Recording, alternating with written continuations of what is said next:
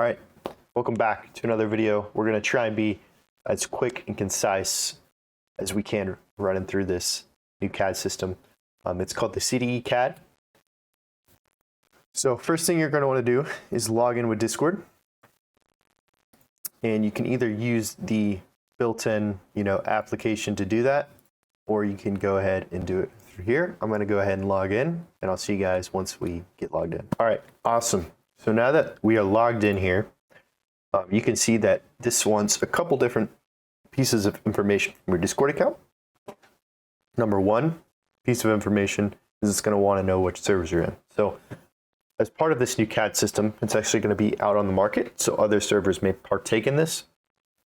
So for instance, if an Arkansas-based server that we allowed to use this CAD was using this CAD and you are also in that Discord, you are more than able to log in, get granted that access to that community, and then it kind of ties back and forth. So you may have a warrant for a character in Arkansas, but you may have no warrants in Tennessee. So there's going to be joint operations opportunities there. The other thing is for your email address. That's just to make your account unique. We need that information. So you just hit authorize there, and it'll actually create your account. So then what you're going to do, and please, please, please, if you're skipping through the video, don't skip this part, because this is excruciatingly important. So you're going to set a password. It's got to be a minimum 8 characters. Set a password. Remember your password. Don't lose your password, all right? Please don't lose your password.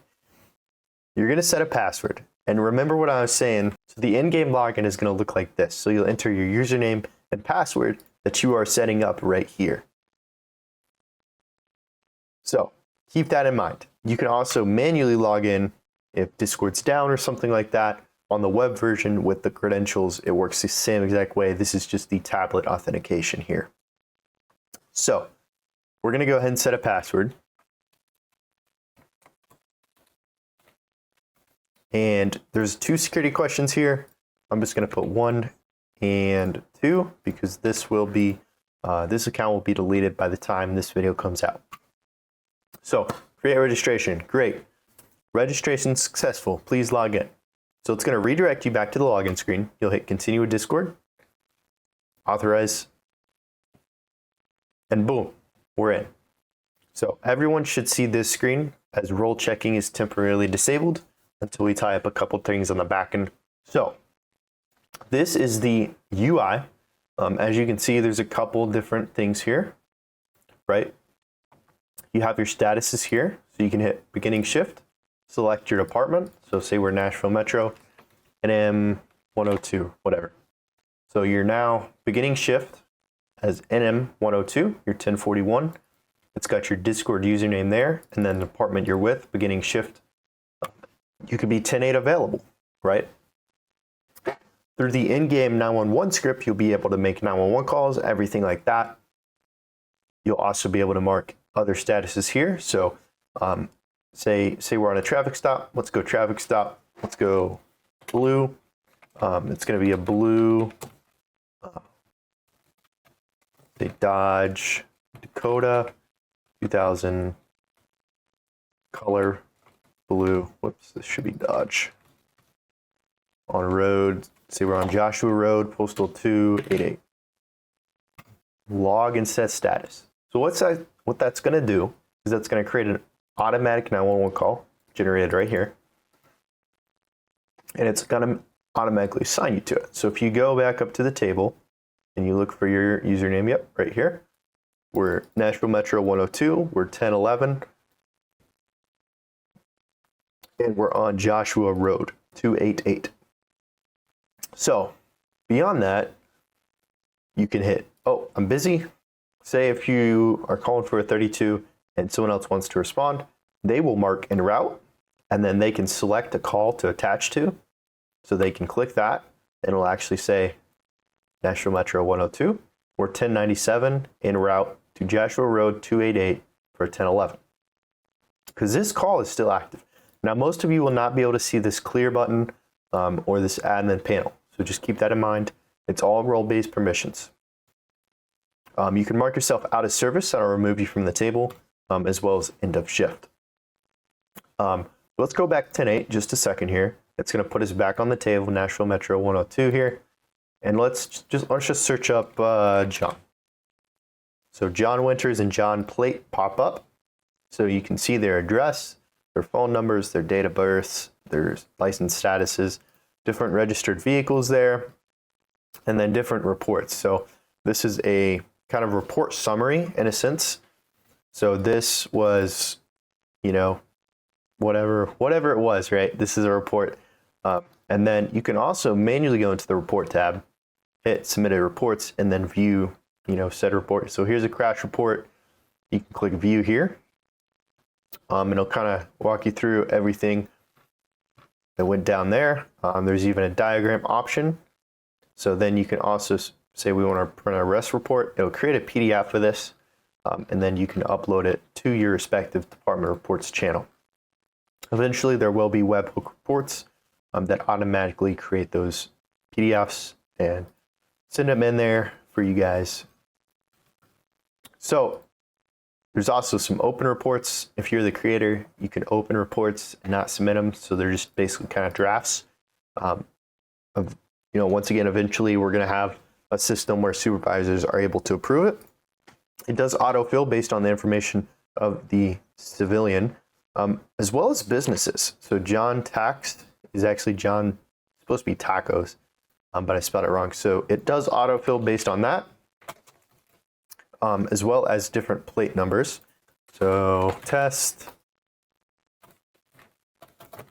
whoops, test,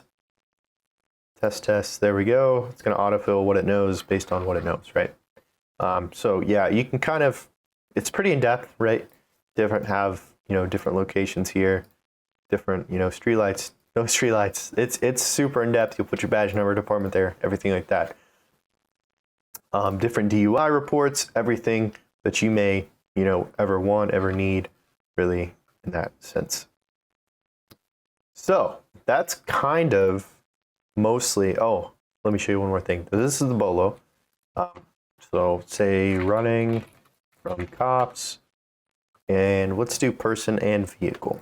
So we'll have it be John Plate, and then we'll just do 01, 2000, and then we'll do that same Dodge Dakota, oops.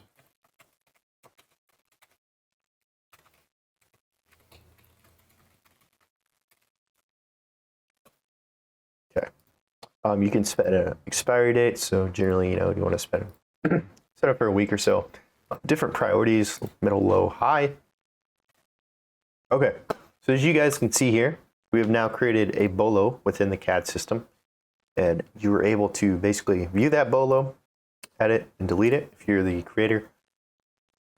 And then also when you search this user, so John Winters has a BOLO active, running from LEO, priority high, issued by, as you can see.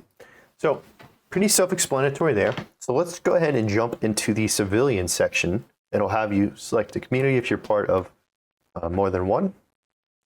And if you don't have any characters, this will be your first screen. So you can hit new character. You can upload a picture. Let's say he was born 1988. He's going to be a male. And we'll just do 1, 2, 3, 4, 5, 6, 7, 8, 9, 0. I think that's what we'll select bug type there. We can go, say, 6 foot. And we'll say he's 190. Blue and brown. He's a welder. And we're not going to put in emergency contact. Say just grass there.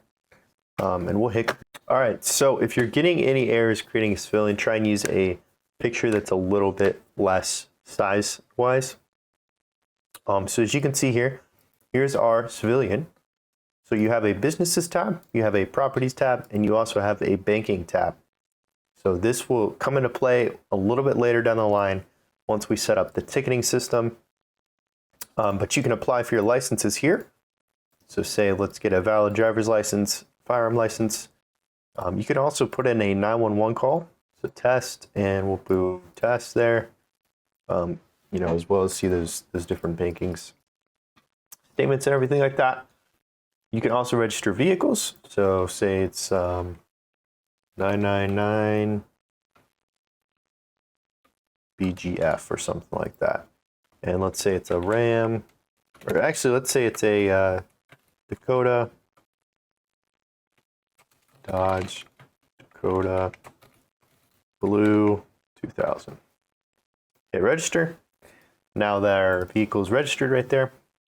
Say if I want to start a business, I can go to the business tab, hit request business, and you can, pick your license here. Let's just call this, John's Tacos. Selling tacos for everyone. And we'll pick here, we'll pick restaurant. We'll set our address, everything like that. You actually set your in-game email address. You can set it through the mail app. So you could be like johnstacos@tnsrp.com. And anyone who actually emails you in-game will go to that address. And you can check it. So we'll put our business address there, our phone number if we want to, website optional. So whatever you want that to be. Mine is 539-1912. And hit submit. So now our restaurant is pending, right? So let's go and see if we can't get that approved. You don't have to open a ticket anymore. You don't have to do anything like that. It's same way with properties. You just hit this, upload a screenshot of said property. Put the postal code 288 Joshua Road. You can actually register under a business if you want to or not. Then this will come in a little bit later, but for now, just put 45,000 for all of them and hit submit. Yeah, it looks like the file's too large, so we'll try a smaller file. There we go. All right. So just keep that in mind when you're uploading stuff. If it doesn't upload, no big deal, right? Just try a different file. So now this also says pending, right? So let's go back and see if we got our business approved. And yeah, there you go. So once it's approved, you have 3 new tabs. One is employees. You can add employees here, different roles, different civ IDs. You can add business vehicles with insurance. And then you can also access the financials.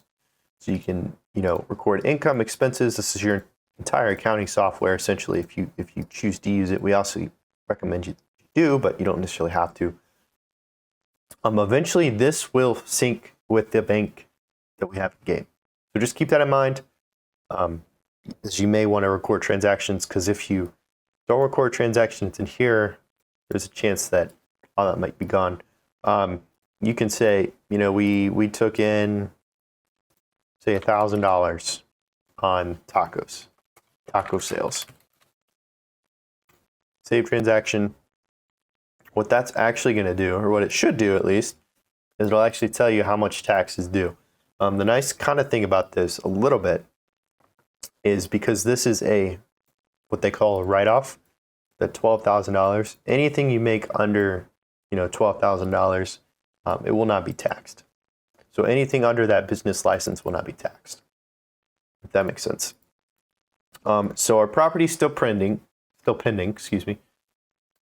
Let's go back into properties. Oh, and it's approved. So we own this property, postal 288, Joshua Road, for $45,000.